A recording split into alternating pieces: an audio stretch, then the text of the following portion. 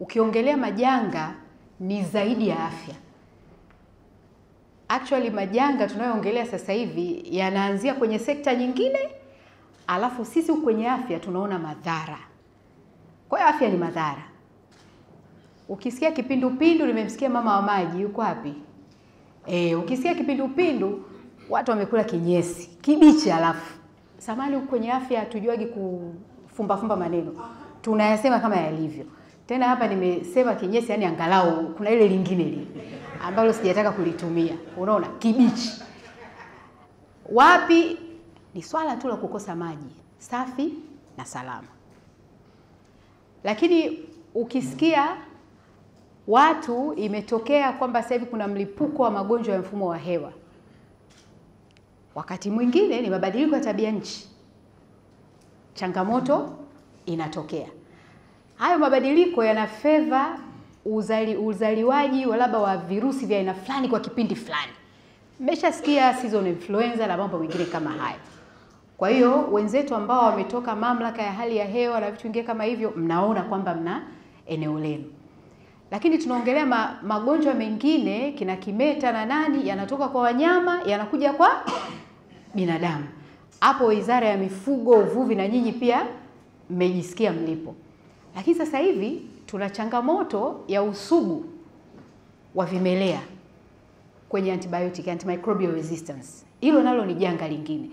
Wenzetu wa kilimo mtakuwa mmejisikia mlipo. Maana sisi na nyinyi tunashare mambo mengi hivi, watilifu, hizo pesticides, larvicides ambazo zinatumika na vitu vingine, zina interaction na huku kwenye binadamu. Lakini pia kuna matumizi ambayo sio sahihi ya antibiotics ambayo pia yanatupelekea kwenye changamoto hizo. Hii tuna masuala ya ajali na magonjwa mengine yasiyo ya kuambukiza. Nimewasikia jeshi la polisi wako hapa. Several times tunasikia hapa kuna ajali za moto. Moto unalipuka kwa sababu yoyote ile. Inaweza kawa ni gesi, inaweza kawa ni kemikali. Tumewasikia hapa mkemia mkuu wa serikali yupo, tumewasikia sio nani wapo. Unaona? Amejitambulisha hapa mwenzetu wa SGR. SGR inatoka Dar es Salaam inakwenda Dodoma. Anything can happen in between. Nafikiri miaka ya nyuma mmeshasikia tumewahi kupata ajali mbaya sana za train. Unaona? So that's why they are here. Lakini tumesikia kuna NGOs mbalimbali ambazo zinajihusisha na kazi mbalimbali kwenye magonjwa haya milipuko. Tumewasikia wako hapa. Tumesikia wenzetu wa usalama, wanajeshi, yani kila mtu yuko hapa. Kwa sababu sisi wote tunafanya nini? Tunahusika. Kwa kweli this combination is the best combination we could have, na niwashukuru sana wote kwamba mmeweza kufika. I don't know whether these are the only ones who were invited au we had invited more. Kuna ambao hawajafika, sina hakika, lakini at least kwa hii combination ambayo nimeiona hapa, na imani hiki kikao kitakuwa very productive na tuta address mambo kwa uhalisia zaidi. Niwashukuru sana WHO kwa kutuwezesha. They've been our partners for a very long time na hawajawahi kuchoka, wako na sisi muda wote. Lakini nitambue pia uwepo wa baadhi ya waganga wakuu wa mikoa, nimewasikia. Mimi, if you ask me, hawa mimi ndio wapambanaji wangu. Chochote kile kinachotokea huko, yani hawa ndio wanakimbizana nao. Na mwenyekiti wao ndio huyu hapa. Nimemsikia Dr. Magoma anasema vikao vimekuwa vingi, basi tutakuhamisha, hamna shida. Haina shida, tutafanya jambo ili uepukane na vikao vingi. Lakini nitambue pia uwepo wa ofisi ya waziri mkuu, ndio wanaoturatibu. Majanga yako from all spheres of life. Kuna majanga afya, kuna majanga kilimo, kuna majanga kila mahali, road traffic accident. Kwa hiyo lazima tuwe na mtu ambaye anaturatibu sisi wote, ambaye si mwingine ni ofisi ya waziri mkuu. Lakini nimesikia hapa pia wako watu ambao wanatoka kwenye maeneo ya miundombinu, barabara, majengo. Yani yote hayo ni sehemu ya nini? Ni sehemu ya majanga. Kwa hiyo kwa kweli nina imani kabisa hiki kikao mpaka tunatoka hapa tutakuwa tumejadili vitu vya maana ambavyo tutaviweka kwenye action plan. Lakini pia sasa ile risk profile yetu tutaitengeneza iweze kweli ku address key issues ambazo zinatukabili kama nchi. Riski zinakwenda zinabadilika. Ndio maana hii profile yetu pia lazima kila mara tufanye nini? Tubadilishe. Ukirudi huko nyuma tulikuwa tunaongelea zaidi magonjwa ya kuambukiza. utaongelea ukimwi, utaongelea sio kifua kikuu, utaongelea sio malaria, utaongelea ni sasa hivi as we move forward ni kama kuna mchanganyiko, na yasiyo ya kuambukiza pia yamepanda sana, zikiwemo ajali, unaona, na madhara mengine ya kemikali, unaona. Lakini pia sasa hivi tunaona mambo yanabadilika, magonjwa ya wanyama yanakuja sana kwa binadamu. Kwa miaka michache hapa iliyopita, miaka 5 hivi, tumepata majanga mengi sana ambayo ni yanatokana na interaction kati ya wanyama na binadamu. Sasa unazuiaje interaction kati ya wanyama na binadamu? Nafikiri ni swala ambalo wote hapa tutadiscuss, tuone what's the best we can do. Unajua huwezi kusema kwamba kuna majanga uzuie watu wasifanye shughuli zao za maendeleo. It's very impossible. Unaona, kwa sababu people need to live. Wanataka kufanya kazi, wanataka kuwinda, wanataka kulima, unaona, wanataka kufuga, wanataka kuchimba madini, wanataka kufanya kila aina ya kazi, wanataka kufanya kilimo, wanataka kufanya uvuvi, kila kitu wanataka kufanya. Tunao jeshi la polisi, watawaambia tuna vijana wetu wa bodaboda hapa, wanataka waendeshe bodaboda. That's how they earn a living. Sasa unawaambiaje hapana? Na jeshi la polisi tutaelewana kwa kipindi hiki, alafu hiki ndio chenyewe zaidi, unawaambiaje hapana kuelekea hapo mbele kidogo. Lakini sasa unawaruhusuje ili wafanye katika mazingira ambayo ni salama? I think that's why we are here. Kwa kuna vitu hatuwezi kuzuia, lakini lazima tuweke namna ambayo vitatekelezeka bila kuleta madhara. Nimeona pale daktari wangu wa Muhimbili emergency, anajua mwenyewe pale kwa siku anawapokea wangapi, antena anafunga ngapi. Lakini ndio hivyo sasa, lazima maisha yaendelee. Kwa hiyo that's the essence of this meeting. Lakini pia tu niseme kwamba kwa sababu hizi riski zinakwenda zinabadilika, ndio maana kila baada ya muda lazima tufanye nini? Tufanye assessment upya, alafu tuandae tena risk profile nyingine. Na kwa wale ambao tumekuepo, nafikiri tulijifanyia assessment mara ya kwanza tathmini 2016. Sawa. Tukafanya assessment 2016 and I think we scored very low. Tuliscore kama 40 kitu sijui. JE tuliscore kama 46. Ya kwanza. 43 hivi. Yaani tukija sasa kufanyiwa joint external evaluation na wenzetu wamekuja kutufanyia jinsi ambavyo tumejipanga kama nchi kukabiliana na majanga. We scored very low. 43.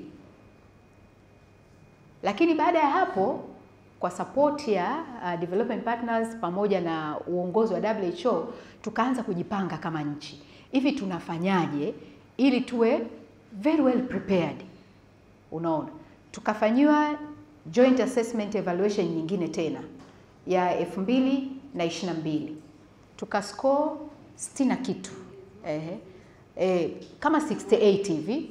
Na vikumbuka by then tuliscore kama 68. Tukawa tumepanda. Na hii score hii assessment hii ilikuja kipindi kizuri sana kwa sababu ilikuwa ndio kipindi 2022 ndio kipindi cha COVID, kipindi cha Marburg, unaona. Kwa hiyo tulifanywa assessment kweli kweli kuonekana kama kweli tuko tayari. Na nina imani, when is the next one, Faraja? When is the next assessment? Ile iliyopita ilikuwa 23. Kwa hiyo baada ya miaka 5 tunatakiwa tufanye nyingine. 2028. Kwa namna ambavyo tunafanya kazi kwa kushirikiana, I am sure ile timu ikija tutascore zaidi ya hapa. We are going to score more kwa sababu sasa hivi tunafanya kazi kwa kushirikiana. Kwa nini nasema hii? Hivi vitu mtu anaweza kaviona vya kawaida, lakini they mean a lot kwa maana hata ya uchumi wa nchi. Mtu yoyote huko duniani anayetaka kuja kuwekeza Tanzania, akiangalia ile risk profile yetu, akiona iko juu, haji. Niwaulize tu nyinyi sasa hivi hapa, nikikwambia uende ukawekeze Iran, wangapi mtaenda? Waambia sasa hivi nenda Iran kawekeze, wangapi mtaenda? Tayari, yani you can't, kwa sababu unaangalia zile riski, unaanza kujiuliza, hivi nikienda pale itakuwaje? Nikienda itakuwaje? Yani nikifanya pale uwekezaji, what is going to happen? Unaona? Return on my investment nitaipata. Kwa hiyo tusichukulie kwamba ni kitu cha kawaida. It's very important kwa sababu sio swala la kiafya, lakini swala pia ambalo linaangalia eneo zima la uchumi, lakini pia na maendeleo ya wananchi kama yalivyo. Kwa mfano hapa sasa hivi hizi road traffic accident ambazo tunazipata, na wenzetu wa polisi naona wana address, naona mpaka sheria zinakwenda zinabadilishwa. Unaona, unapomwambia mtu sasa hivi aje kufanya investment hapa, tumejenga SGR, the move now is to invite the private sector. Sawa, serikali ina treni yao 1-2 wameweka, lakini kama kuna mtu wa private sector anataka kuja kutumia hiyo reli, aje, si anatulipa. Kwani huko barabarani tunapita magari ya serikali peke yake? Sina magari mengine yanapita. Lakini sasa akikaa akiangalia, anaanza kujiuliza, tangu SGR imekuepo, zimetokea ajali ngapi? Umeme umezima mara ngapi? Si kama TANESCO wako hapa. Unajua, anaanza kuangalia hizo risk, anaona it's not a worthy place to invest. Anaangalia hivi, nchi nikienda kuwekeza sasa hivi, ngoja niangalie mara ngapi wanapata milipuko ya magonjwa, watu wanakufa hivi, wamejiandaje? Kwa mfano mlipuko wa magonjwa ukitokea hivi, wamejiandaje? Wanavyo vituo, wanayo coordination. Anakuwa anafanya assessment yake, anaona it's not a worthy place to invest. Anafikiria, mimi nataka niombe kibali, ni apply kibali cha kwenda kuwinda. Anaambia kule kwa Afrika kumejaa popo kibao, wote wana mabagi. Anaendaje sasa? Anawaza kwa ni kawili, yani mawili hapa, ni kawinde nitoke na mabagi ya iweje. Kwa hiyo ndio maana wote tuko hapa. Akikaa tu anasikia kila jengo lilojengwa limeanguka. Anasema au maengineer wao nchi hiyo sio. Huko sio kwa kwenda huko. Kwa hiyo kuna mambo mengi ambayo sasa hivi watu wanaangalia. Sio tukasema tu kuvutia uwekezaji, yani kuna vitu vingine ambavyo zamani havikuwa vinaangaliwa, lakini sasa hivi watu wanaangalia, and all the information is available. Kila kitu sasa hivi you cannot hide anything. Kila kitu kiko wazi. Kwa ndio maana tunakutana kuweza kujadili haya mambo. Lakini sasa hivi kama nilivyosema, tuna changamoto kubwa sana ya usugu pia wa dawa. Hilo pia ni janga lingine. Wizara ya Kilimo na Wizara ya Afya, hii swala tunatakiwa tuliangalie kwa umakini mkubwa sana. Na imani katika risk profile yetu tutaliweka likae vizuri. Kwa sababu, why am I saying this? Kikubwa ambacho kinatupata, unajua kadri unavyo develop usugu, resistance ya dawa, inabidi utafute dawa ya juu zaidi. Dawa ya juu zaidi is more expensive kuliko ile dawa ulioiacha. Hiyo nayo ikidevelop usugu, kwa hiyo unakwenda kwenye generation na generation. Utaanza generation ya kwanza, utakwenda generation ya pili, utakwenda generation ya tatu, utakwenda sio generation ya 4 mpaka ya ngapi. Gharama zinaongezeka. Anayeumia ni nani? Mwananchi, tukiwemo mimi na wewe. Unajua tuache habari kwamba tunafanya kazi sio wizarani, sio kwenye njio wapi, ikifika siku ya siku tunarudi kijijini kule. Kwa ule usugu ule uliotengeneza hapa, utakwenda kukutana nao kule. Kule wao wanapata wapi access ya hiyo dawa ambayo ndio hiyo ya 3rd generation, 4th generation? Hawana. Kwa hiyo hili pia tuliangalie, tutafanyaje matumizi ya dawa, matumizi ya antibiotics, matumizi ya viuatilifu. Tuna control vipi huu mwingiliano utoke? Tuna wananchi ambao sio waaminifu, wanachukua dawa za binadamu, wanakwenda kutumia kwenye mifugo. That is happening.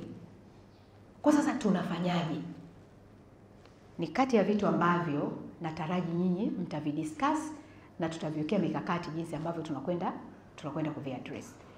Lakini kuna mlisikia ile kampeni ya holela itakukost, people are just prescribing. Yaani unajisikia tu unaumwa, unakwenda kwenye duka la dawa. Unanunua dawa, unatumia, huna prescription, huna maelezo ya mtu yote. Na hilo ni eneo ambalo afya tunapambana nalo kweli kweli. It's not easy, lakini tunapambana nalo kweli kweli. Watu wajui na mtu kwa sababu hakupewa prescription, ananunua dawa, anakunywa, akifika halfway, he or she feels better, anaacha. Akiacha anaanza kucreate nini? Usugu. Kwa dawa ambayo ilikuwa inatibu kabisa, nyinyi wenyewe ni mashahidi kwenye malaria, tumebadilisha dawa mara ngapi? Kila siku tunabadilisha dawa. Lakini hata kwenye hizi childhood pneumonias, zamani tulikuwa tuna dawa very basic tunatumia. Sasa hivi watoto wanatibiwa hawaponi, hata watu wazima. Lakini hata ARVs tumeshabadilisha. Unaona? Mnakuwa sio na first line, second line, third line. Why having all those lines? Ni kwa sababu mtu akifeli huku unampeleka hapa. Akifeli hapa unampeleka hapa. Sasa akifika hapo mwisho hana pa kwenda. Unabaki unamwangalia. Unamwangalia tu. Kinachosubiriwa sasa ni kifo. So it's a very serious concern. Na nina imani kwa sababu wote tuko hapa mtalitendea haki.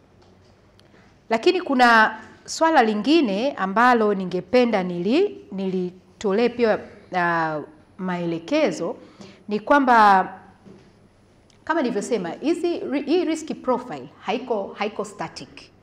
Inakwenda inabadilika. Sasa kila mtu hapa kwenye sekta yake, wewe unajua kwenye sekta yako ni kitu gani ambacho ni kihatarishi. You know very well kwenye sekta yako ni kitu gani ambacho ni kihatarishi. Na tunaposema hivi hatarishi au hizi risks, hatuangalii tu zilizopo. Tuna uwezo pia wa kufuasi, kwa sababu tunakusanya takwimu. Tunakusanya takwimu routinely. Surveillance zinaendelea kila siku. Ingia tu Dr. Nkungu, usiogope. Na watoto wengi jamani, huu mkoa, huyu naye ni mtoto wangu mwingine, nilimzalia huko Dar es Salaam. Sasa hivi ni mganga mfawidhi hospitali ya rufaa ya mkoa wa Morogoro. Yeah, so I'm a proud mother. I'm a really proud mother. Na kengine kamejificha hapa kako name kisqueeze. Nimekalialea kamekuwa kakubwa, kana hela kumzidi mama yake. Kwa hiyo lakini yote maisha. Unaona? Kwa hiyo lazima tuendelee kufanya surveillance, ufuatiliaji. Unajua haya mambo yote huwezi kuyajua kama hufuatilii takwimu. Sasa hapo pia tuna tatizo. We have a big problem. Surveillance systems zetu haziko vizuri. Mara nyingi we are caught off guard. Yaani mpaka tunakuja kuona kwamba kuna mlipuko, yani umesha umeshakuwa kila mahali. Why? Kwa sababu hatuna ule utaratibu wa kuchukua takwimu na kuzifuatilia routinely. Unaona? Kwa mfano sasa hivi tunavyosema ajali zimeongezeka. Lazima jeshi la polisi awe na namna ambayo anakusanya takwimu zile routinely, anaona kwamba ajali zinaongezeka. Lakini lazima pia takwimu zake afanye analysis, ajue ajali zinaongezeka. Ni boda, ni magari, ni nani? Unaona? Sababu zake ni nini? Hivi ajali hizi ambazo zimetokea kipindi hiki, ni madereva walikuwa wamelewa, ni magari ni mabovu, hayafanyiwi preventive maintenance. Unaona? Unaweza kukuta kwamba there's a certain make ya magari fulani ambayo yaliingia nchini ni mabovu, lakini how will you know that? Lazima uwe na namna ya kufuatilia na kuchukua takwimu, ndio utajua ajali hizi ambazo zimetokea kipindi hiki ni magari ya aina fulani. And then you go back na kuangalia hivi haya magari yaliingia mwaka gani? Unakuta yote yameingia mwaka 90. Hivi yalitoka nchi gani?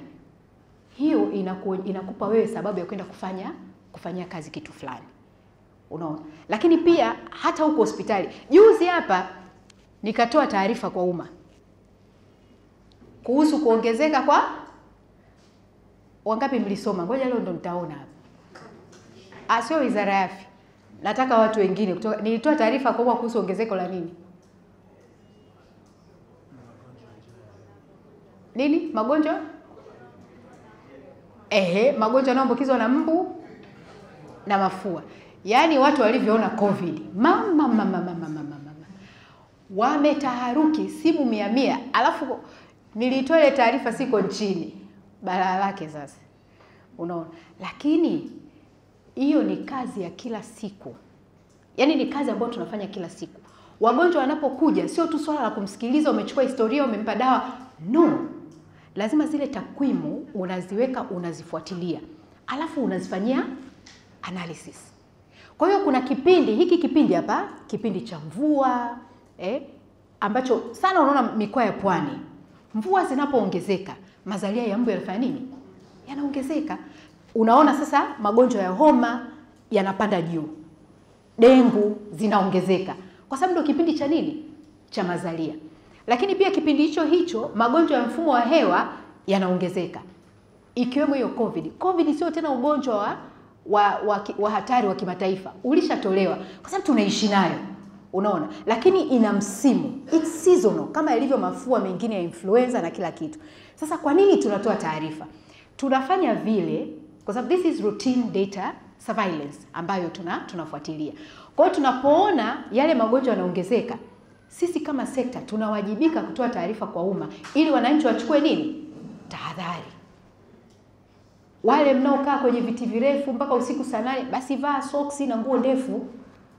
Kama haiwezekani kunyoa nyumbani, hatuwezi kukuzuia usinywe, basi vaa nguo ndefu au tembea na repellent paka. Unaona? Watoto wanaopenda kwenda kucheza huko kwenye kando ya mito kufanya vitu vingine kama hivyo, inabidi sasa tufanye nini? Tuwa protect. Unaona? Lakini pia kama ndio tunaona kwamba magonjwa ya mfumo wa hewa yameongezeka ikiwemo uviko, influenza na mengine, tunatakiwa pia tutoe taarifa hizo ili watu wachukue tahadhari. Mambo ya kushikana, si kupiana mikono, mambo ya kupiga chafya, unaiachia tu chafya yako inaenda. Unaona?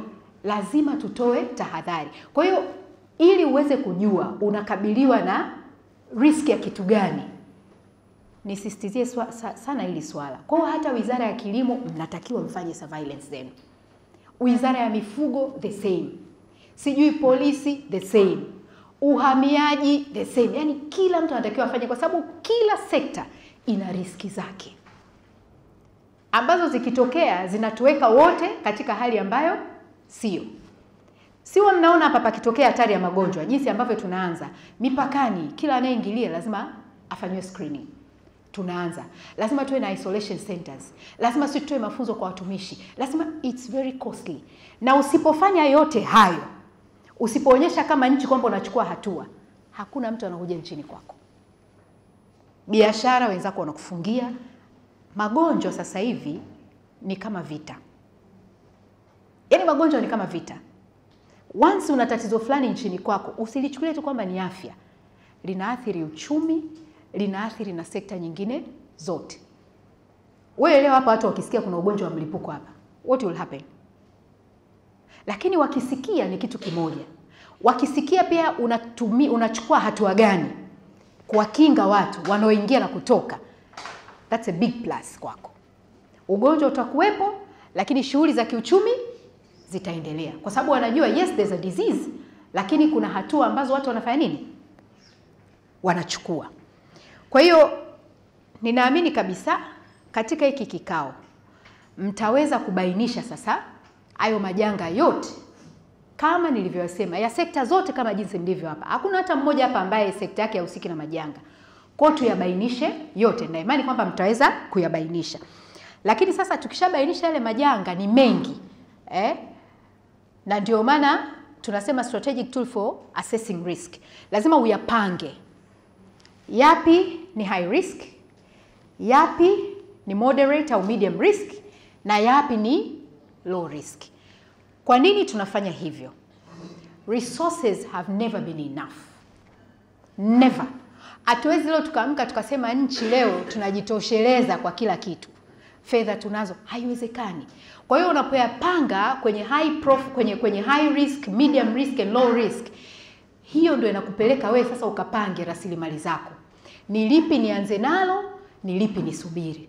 Kama tunapanga hapa tunaona kwamba ajali iko kwenye high risk, tunaiweka pale, tunatoka tunarudi serikalini na wadau wote walioko hapa, jamani, sasa tunafanyaje? Kwa sababu hii riski imekuwa kubwa. Kama ni ugonjwa, vivyo hivyo. Kama ni mabadiliko ya tabia nchi, vivyo hivyo. Kama ni maji, hivyo hivyo tunaweka. Kama sijui ni kitu gani, ni usafiri na usafirishaji, tunaweka hivyo hivyo. Ndio kitu ambacho tunatarajiwa kutoka nacho hapa. Kuainisha hizo risk, lakini kuzipanga kulingana na severity yake. Lakini kitu kingine, nyinyi mkishaweza kutengeneza, ndio maana ofisi ya waziri mkuu iko hapa. Huyu ndo anayeturatibu wote. Kwa hiyo tukitoka hapa lazima hiyo risk profile ije ndani ya serikali. Ambapo sasa kazi ya ofisi ya waziri mkuu ni kuita wizara zote ambazo zinahusika, ili sasa tuanze kutengeneza mkakati wa kukabiliana kulingana na hiyo risk profile yetu jinsi ilivyo. Mkakati, kuna swala la elimu, kwa sababu kwenye haya mambo bwana, kuelimisha wananchi hakukwepeki. Yaani shida kubwa tunayoipata ni wananchi kutokuwa na elimu. Kwa hiyo katika vitu ambavyo mtavipanga hapa, mikakati, swala la elimu liwepo. Tunahitaji sana kuelimisha wananchi. Mno. Wakati mimi nimeenda kule Kagera, kulikuwa kuna babu mmoja, yani alicreate taarifa za hovyo kabisa. Mimi naomba niziseme hivyo. Niseme kabisa ni hovyo. Yule babu ana shamba lake kule. Amepanda, kina Manase wanajua, amepanda miti ya matunda. Maembe, si maparachichi, si makorokoro gani. Amepanda miti yake ya matunda. Unaona? Sasa kwa sababu ile miti ni ya matunda, popo wanapenda sana kwenda pale. Na popo ndio anabeba vile virusi. Sasa of course unapokuwa na shamba kubwa kama hilo kijijini, watu lazima wapite kuibaiba matunda, kufanya nini? Si unajua yani kuchuma, watoto wanapita na vitu vingine kama hivyo. Unajua ili aweke ubabe wake vizuri. Akasema, yani nitawanyoosha wakati watu wanaugua, nitawanyoosha. Wote mlio kuja kuiba pale maembe, cha moto mtakipata. Pale mimi najua nilichokifanya. Kumbe watu wanakwenda kula matunda yaliyoliwa na popo. Lakini yeye akasema karoga. Watu wote wakaamini ni uchawi. Kwani kuna mnachoambia? Watu wanajua wamelogwa. Babu prestige imepanda mpaka hapa. Yaani ndio bingwa mchawi kuliko wote kule Biaramuro. Sasa mheshimiwa DC kwanza tumshughulikie. Yaani tuanze naye kwanza tumnyooshe. Alafu tukishamnyoosha sasa, hao wengine wote wataelewa. Kwa sababu ni vitu vya uongo. Yaani baadaye uambie watu wapunguze interaction na hao wanyama ambao wanabeba hivyo vimelea. Wewe unawaambia hapa kila aliyeiba embe, kila sio aliyekula kitu gani, hatoki salama. Kumbe babu ni mjanja, sayansi anaielewa ya popo, embe, binadamu, afu akawapiga naye. Watu wakamwamini. Kwa swala la elimu. Tumepambana hapa na kipindupindu Simiyu kule. Hivi kile kipindupindu Simiyu, yani ifika mahala mpaka mkuu wa mkoa, Raimo, Rasi, yani wanapishana waelewani nani anakaa ofisi ipi. Maana wakilala wakiamka 100. Wakilala wakiamka wakipunguza sana 68. Lakini ukienda kuangalia mila na desturi. Choo kipo, lakini mimi baba mtu mzima sichanganyi kinyesi na watoto na wanawake. Kwa kuna watu wanakwenda nyuma ya nyumba wanamaliza mambo yao. Kuna wengine kwenye maji wanamaliza mambo yao. Alafu kuna wengine anakuambia yani kabisa najisaidia kinaingia huko na kiona. Haiwezekani hivyo vitu, si hatujazaliwa tukafundishwa hivyo. Hiki ni kitu cha siri. Atakiwi mtu kujua. Yaani mimi sitaki kumuona mtu anaenda chooni. Kilichokuja kunishangaza, yani kuna siku kuna kisima kimoja kimepimwa maji kina Vibrio cholera, vingine havina. Yani hii roho mbaya mimi sijawahi kuelewa. Ukisikia watu wanasaga sumu ndio hao. Yani mtu kachukua maji ya huko kasema mbona wala waugui, kachota kaenda kuwekea kule kwenye kisima chao na wao pia waugui. Yani wametuloga sisi upande huu alafu wazima. Subiri, chukua maji uchawi wao, nenda kaweke kule. Can you imagine? Those are the issues. Those are the untold stories ambazo zinatokea kwenye ngazi ya jamii. Sasa tusipowaelimisha, hivi mnafikiri tutatoka? Kwa hiyo elimu has to be part and parcel ya mikakati ambayo mtakuja nayo. Tuliwasikia hapa wakatanyaya, si wakatanyaya wa SGR. Yaani akili za hovyo, hujai kusikia hata duniani. Yaani unajiuliza, huyu binadamu ni binadamu ni kitu gani? How can you do that? Maafande hapa watawaambia. Yaani siku hizi na zile bodaboda zinafungwa na vispika vile, sio ni bluetooth speaker vile. Yaani mziki mnene. Unaona anapita nayo speed. Unajua ile speed? Unaona afu kuna mbwembwe zile yani ainame hivi kidogo. Unaona? Yaani ndio raha yote. Lakini aidha uko peke yako au umebeba abiria. Is that the right thing to do? Can you imagine? Mtu ana overtake anavyotaka, anafanya kitu anachotaka. Sasa sijui kama tunaweza tukawachapa wote viboko, haiwezekani. Yani we must have a very good communication strategy. Kwa maana ya kuelimisha watu. Lakini kama tulivyokaa hapa wote, lazima tuwe na mkakati mzuri wa kuimarisha ushirikiano wa kisekta. Hakuna mtu ambaye anaweza kufanya vitu peke yake. Yaani haiwezekani. Hakuna sekta moja inaweza ikasimama ikasema mimi naweza. Lazima tushirikiane kama ambacho ningependa kukisisitizia sana tu kwa nyinyi wote ni swala la uwajibikaji. Unajua kuna wakati mwingine kuna changamoto zinatokea simply because someone somewhere did not do the right thing. Kwa mfano, kuna siku hapa RMO wa Rukwa hayuko hapa. Hayupo. Lakini niliona tu all of a sudden pap amepata kesi 20 za kipindupindu. Yaani tumelala tu tumeamka 20. Nikamuuliza hiki nini kimetokea? Akaniambia dokta, alafu ni institution. Sitahitaji. Alafu ni institution yenye watu wa mahitaji fulani vimaalum. Kilichotokea ilikuwa sijui ni bili ya maji sio haijalipwa kitu kama hicho. Akatokea mtu huko na akili zake mbovu, wala hajatumwa na serikali, wala hajatumwa na DAWASA, wala hajatumwa na nani. Kaenda kakata maji. Alafu kuna mwalimu ambaye ndio kapewa hela na mkurugenzi akalipe, na hajaenda kulipa. Yaani muone ubabe. Kuna mtu hajaenda kulipa, kuna mtu kakata maji. Maji yamekosekana, kipindupindu kimelipuka. Hii ni kukosa uwajibikaji. Tunajua kabisa kwamba msimu fulani watu wanakusanyika kwenda kuvuna mpunga. Kilimo mpo hapo ndugu zangu. Hatuwazui sisi kuvuna mpunga. Kuna mikoa watu wakishalima, tena Rukwa huko pia. Sasa kipindi cha mavuno, kwa hiyo wanakodisha watu kuja kufanya nini? Kuvuna. Watu wanapiga kambi. Wanaenda kupiga kambi kule kuna majaruba yale ya maji na nini. Hawajengi vyoo, hawafanyi chochote. Wanajisaidia kwenye yale majaruba ya maji. Mimi sikio nimelala nimeamka na kutana na cases 50. Kipindupindu cases 50. Tumelala tumeamka. Zimetoka wapi? Unajua bora zikianza 2, 3, unasema zinaongezeka. Shida nini? Wameenda kule watu wamekodishwa, wanakwenda kuvuna mpunga, hawana vyoo, wanalala pale, wanaamkia pale, wanapika, wanajisaidia kila kitu. Sasa hatutakiwi kuzuia shughuli za kiuchumi, lakini kila tunachokifanya we should be mindful. Ndio sasa hii risk profile ambayo mnaitengeneza lazima tuitranslate mpaka kule chini. Kwa mimi ninapoandaa kambi ya kuvuna, lazima nijue hawa watu watajisaidia wapi? Maji yatatoka wapi? Hawa watu watalalaje? Watamkaje? Ninapokuwa kule kwenye migodi, sitaki kuzuia shughuli za kiuchumi za kuchimba migodi. Lakini hygiene iko vipi? Kuna vyoo, kuna maji. Kuna zile guest zinajengwa kule kwenye migodi. Kwa sababu watu wanaingia na kutoka. Fine.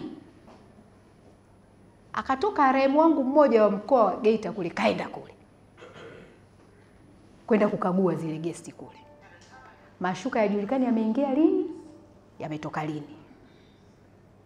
Maji kikombe cha kumiminiana. Mtu akiugua anawahi kwenye kiduka cha dawa kilichoka hapo pembeni, ananua dawa anaondoka. Sasa hatutakiwi kuzuia shughuli za kiuchumi, lakini tunatakiwa kuelimisha. Kwa ndio maana nasema hili swala la elimu, yani mlipe kipaumbele. Bila kuelimisha wananchi, tutapata shida sana. Tutakuwa sisi kazi yetu ni kukimbizana tu na mambo. Leo huku kaanguka, huyu kafanya hivi, huyu kafanya vile. Unaona? Lakini vile vile lazima tuache kufanya kazi kwa mazoea. Wewe ndio mtaalamu kwenye eneo lako, weka mkakati. Risk profile si unayo? Unajua kabisa hiki kinatokea. Unajua kabisa huu ugonjwa is seasonal. Unajua kabisa kipindi hiki ni kipindi cha vitu fulani, kipindi hiki ni cha mvua, kipindi hiki, these are the most likely events ambazo zitatokea. Lazima uwe na mitigation plan from the beginning. Kwanza preparedness, lakini pia if in case it happens, what are you going to do? Kwa tuanishe shughuli zetu za uchumi pamoja na haya majanga ambayo yanaweza yakatokea. Tuyazuie. Hataki kuzuia shughuli za kiuchumi. Na na imani kwamba tutakapotoka hapa sasa tumesha update risk register yetu. Kitu kimoja ambacho watu tunakisahau. Hapa nilikuwa nasikiliza introduction. Kila mtu bosi hapa. Hapa kila mtu bosi. Mimi sijaona mtu wa kawaida. Kila mtu anamsikia bosi. Unajua bosi ni bosi wa eneo lako. Kila mtu bosi hapa. Sasa tukitoka hapa, wale wa chini yetu hivi wanayajuaje haya? Mmeshawahi kupita kwenye taasisi au mahali fulani, unakwenda unauliza kitu, watu wa chini hawajui kabisa, hawaelewi. Alafu anatokea bingwa mmoja, labda unauliza sijui mwongozo, anavuta draw, anautoa hapa.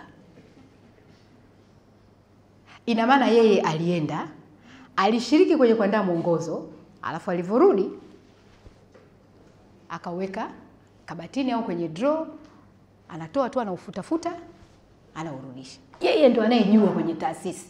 Unajua uchoyo mwingine hauna maana. Sasa wewe umekuja hapo umefundishwa. You have the obligation kwenda kuwafundisha watu walioko chini yako. Hiyo ndo kazi tulionayo. Na tukisema chini yako, unajua ni mpaka nyumbani kwako. Wengi hapa nikiangalia mi profile zenu mtakuwa mnatumia majiko ya gesi. Lakini ni elimu gani tunapeleka kule kwenye familia zetu? Yule dada uliyemwacha pale nyumbani, hivi anajua nini kuhusiana na ajali ya gesi? Ni mara ngapi hapa sisi tukirudi nyumbani, ukiingia tu hivi ndani unasikia kuna kaharufu ka gesi. Ukiuliza, samani dada, nilisahau kuzima. Lakini anaelewa nini? Yaani ulishamwambia kwamba unapomaliza kupika, yani kabla hujageuka kufanya chochote, kitu cha kwanza, kwa sababu kuna ile kusema ngoja niende alafu nitarudi, alafu ndo unasahau moja kwa moja. Kwa kuna vitu they are very basic in life. They are very basic ambavyo tunatakiwa sio tu sisi wenyewe, lakini hata kuwafundisha watu ambao tunakaa nao. Kwa hiyo hii profile ambayo tutaitengeneza, mimi I do not expect kwamba baada ya hapa tumeshajifunza, tumeshaelewa, tunakwenda tunakaa nayo. Lazima tuwafundishe watu walioko chini yetu, kuanzia kwenye maofisi yetu, maeneo yetu ya kazi, lakini kuna vitu ambavyo they are very relevant hata kwenye familia yako. They are very relevant. Hii kazi jamani sio ndogo, inatugusa kama nchi, lakini inatugusa individually. Individually kila mtu inamgusa. Kuna mtu hapa nimeona ameogopa, sio anataka aende nyumbani. Sasa kama umetoka mkoani umekuja hapa, hata ukimpigia simu sasa atakwambia nimezima, hata kama hajazima. So ni kitu ambacho kinaogopesha, kwa sababu tunaondoka nyumbani more than 8 hours. You're not at home. Do you know what is happening at home? You don't know. Kwa hiyo we shouldn't take it lightly. As much as it may seem like it's a very, a very routine issue, lakini if it happens, linakuwa ni janga na ni kitu kikubwa. Kwa hiyo tunavyotoka hapa tuone hiyo profile dissemination yake inakuaje. Dissemination yake sio lazima tuitane mawarsha ama vikao kama hivi. Dissemination hata kule ofisini kwako. Hivi inachukua muda gani? Mimi sijui, najua wizara, departments pamoja na wadau wote mlioko hapa, huwa tuna vile vikao vyetu vile ambavyo ni vya routine. Either ni management au kwa mfano mimi naweza nikaongelea upande wa hospitali, tuna clinical meeting, sijui asubuhi kuna kukabidhiana. Kwani kukabidhiana lazima tumkabidhiane makaratasi? You can spend, daktari naongea na wewe hapo, you can spend 15-20 minutes daktari ukawapitishia wenzako kwenye risk profile. Unaona? Pale sehemu yako ulipo. Yaani unaweza ka spend 15-20 minutes, take them through the risk profile ili na wao wajue. Mlinzi tu yule ambaye yuko pale getini, hivi tumemfundisha nini? Unajua mlinzi anapokea watu wa kila aina. Tumempa skills zote za kujua anavyopokea watu, akiona nini, ahisi nini, na afanye nini, achukue hatua gani. We don't. Alafu ndio mlinzi yule akitoka pale anakimbilia ofisini kwako, bosi. Kwa kama kuna gonjwa amelibeba hapo, anakuja nalo mpaka ofisini kwako. Na wewe bila kujua, jioni unatoka unaenda nyumbani kwako. Ukifika nyumbani unawaambukiza. Kwa hiyo hili swala linahusu kila aliyeko kwenye sako yetu, whether it's in the office or it's at home. Lakini sasa kwenye ngazi hii ya serikali, kwa maana hapa juu, sisi tutaangalia kwa upana wake sasa namna ya kuilinda nchi kwa upana wake. Lakini sio tu kuilinda nchi, hii profile inatusaidia pia kuwalinda wenzetu. Kwa sababu huwezi kusema you are safe until your neighbor is also safe. You can't be safe if your neighbor is not safe. Tumeona hapa, Faraja anajua na nyinyi wengine wote mnajua, wakati tunapambana na Marburg, tulikuwa nchi ngapi tunapambana na Marburg? Tanzania, Uganda, Rwanda, tulikuwa na Burundi na Kongo. Popo hawana hata shida. Leo wako Biaramuro, kesho Chato, wameenda zao Misenyi, wanavuka mpaka wanaingia Uganda. Wakitoka pale wanakuja wameenda zao Rwanda. Yaani sisi tunahangaika huko ardhini, popo wanapita juu. Hata ukisema una afya mpakani, popo wanapita mpakani pale unamuona. Yaani struggle, unaona? Na ikabidi tushirikiane. Unajua kuna mashirikiano, sijui kwenye sekta nyingine, kwenye afya na fahamu kwenye majeshi na vyombo vingine pia. Hata sisi pia hicho kitu tunacho. Unaona? Kwa sababu kuna magonjwa huwezi kufight peke yako hata ufanyeje. Yaani hata ufanye nini. Hewa hii tunatumia hewa wote pamoja. Popo ndo kama hao wanasafiri, wanaenda. Nyani anatoka kule msitu wa Rwanda, anakatisha anakuja hapa Kagera. Anachungulia anasalimia nyani wenzao. Unajua nao pia wana familia zao. Anatoka, anaenda. Sasa what do you do? Huwezi, lazima ushirikiane na jirani yako. Kwa na imani pia, kwa mfano kwenye vyombo vya usalama tuna vile vikao vyetu vya ulinzi na usalama ambavyo tunafanya ni regional. Nilikuwa nawaambia sana RMOs kwenye vile vikao vile lazima tuweke utaratibu wa kuwa na agenda ya afya.